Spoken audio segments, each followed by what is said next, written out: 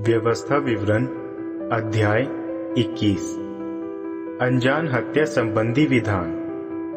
उस देश की भूमि पर जो यहोवा तुम्हारे परमेश्वर तुम्हें स्वामित्व के उद्देश्य से प्रदान कर रहे हैं, वहां यदि कोई मरा हुआ व्यक्ति खुले मैदान में पड़ा हुआ दिखाई दे और यह मालूम ना हो कि किसने उस पर यह प्रहार किया है, तब तुम्हारे पुरनिय और तुम्हारे न्याय अध्यक्ष जाकर उस शव से निकटवर्ती नगरों की दूरी मापेंगे।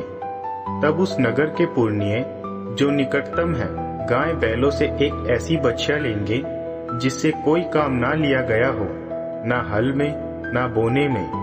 तब वे पुरनिय उस बछिया को एक ऐसी घाटी में ले जाएंगे जहां जल प्रवाहित हो रहा हो, और वे उस घाटी में उस बछिया की गर्दन तोड़ देंगे। तब लेवी पुरोहित निकट आ जाएंगे, क्योंकि यहोवा तुम्हारे परमेश्वर ने उन्हें यहोवा के सम्मान में उनकी सेवा के उद्देश्य से चुना है। हर एक विवाद और हर एक हमला उन्हीं के द्वारा सुलझाया जाना तय किया गया है। मरे हुए व्यक्ति से पास वाले नगर के पुरनिये उस बछिया पर जिसकी गर्दन उस घाटी में तोड़ी गई है अपने अपने हाथ धोएंगे। तब वे यह घोषित करेंगे, ये हमारे हाथ नहीं थे जिन्होंने इसकी हत्या की है, ना ही हमारे नेत्रों ने यह होते देखा है। यहोवा आपके ही द्वारा बचाई हुई आपकी प्रजा इज़राइल को क्षमा प्रदान कीजिए, और अपनी प्रजा इज़राइल पर निर्दोष की हत्या आरोपित ना कीजिए। तब उन्हें हत्या आरोप से क्षमा प्राप्त हो जाएगी।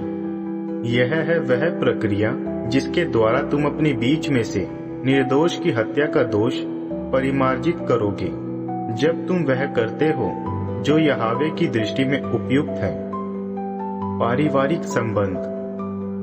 जब कभी तुम अपने शत्रुओं से युद्ध करते हो और यहोवा तुम्हारे परमेश्वर तुम्हें उन पर विजय प्रदान करते हैं और तुम उन्हें बंदी बनाकर ले आते हो, उन बंदियों में तुम्हारी दृष्टि में कोई रूपवती स्त्री आ जाती है, तुम उसकी ओर आकर्षित हो जाते हो, यहाँ तक कि तुम उससे विवाह करने पर उद्यत हो जाते हो, तो तुम उस स्त्री को अपने घर पर ले आओगे, उसके बालों का मुंडन कराओगे और उसके नाखून कतर दोगे।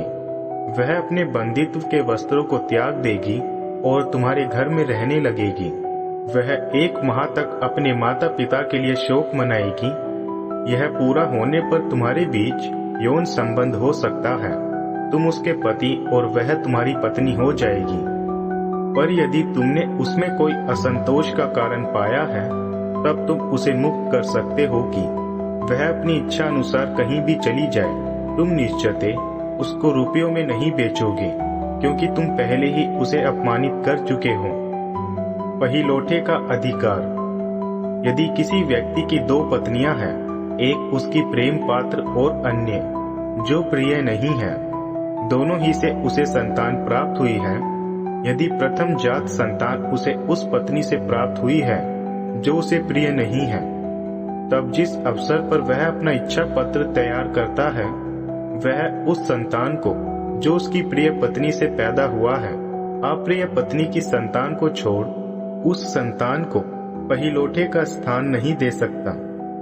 वह उस पत्नी के पहिलौठे संतान को अपनी संपत्ति में से अन्यों की अपेक्षा 2 गुना भाग प्रदान कर पहिलौठे का अधिकार पूरा करेगा, क्योंकि वही उसके शौर्य का पहला फल है। पहिलौठे का अधिकार उसी का है। अनाज्ञाकारी पुत्र। यदि किसी व्यक्ति का पुत्र हठी और विद्रोही स्वभाव का है, जो अपने माता पिता के प्रति आज्ञाकारी नहीं है, और जब वे उसकी ताड़ना करते हैं तब भी वह उनकी नहीं सुनता, इस स्थिति में उसे माता पिता अपने नगर के पुरनियों के सामने नगर प्रवेश द्वार पर ले जाए। तब वे उन पुरनियों को सूचित करेंगे, हमारा यह पुत्र हठी और विद्रोही प्रवृत्ति का है, वह हमारी आज्ञाओं का पालन नहीं करता, वह पेटू और पियक्कड़ है।